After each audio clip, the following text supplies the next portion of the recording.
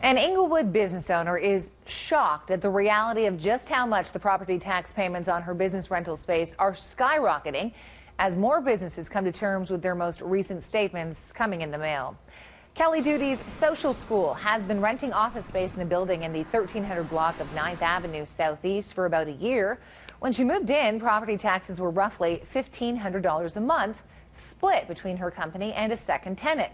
But this week, she was informed by the building's owner that the property assessment has increased from $800,000 to a whopping $2.2 million, meaning those $1,500 tax payments have quadrupled to $6,400 a month. That is a 427% increase, and Duty places blame for the off-the-charts increase squarely at the feet of Calgary City Council. First and foremost, the spending, though. I'm sorry, but we all know how to budget our lives, and it doesn't come from IOUs, rebates, grants, kickbacks, promises of something down the road. It is out of control, and this is where I think it becomes really frustrating. Tomorrow, the Priorities and Finance Committee will examine a city cost-cutting tax relief proposal put forward by Ward 11 Councillor Jeremy Farkas. A separate proposal backed by the mayor and all councillors except Farkas is scheduled to go before council June 17th. However, Farkas says that plan is DOA and puts the burden on city staff, including potential layoffs, with council remaining untouched. The gap that remains that we need to fill to be able to address the business property tax burden is just too large.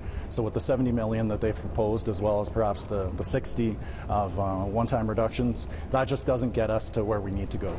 We need to be able to pursue broad-based cuts at City Hall, and cuts that I think will not materialize in service reductions. So going after the largest line item of our operating budget, and that's salaries, wages, benefits, and overtime, that will get us to the amount that we need. Under council's proposal, nearly $71 million in assistance would be given to non-residential taxpayers, with administration being asked to find another $60 million in savings annually beginning in 2019 to be matched by the province. Farkas's plan also involves the $71 million set aside for business tax relief, but also includes cuts to council and staff pay, freezing council pensions, $50 million from the Opportunity Calgary Investment Fund, and $35 million in budget reductions.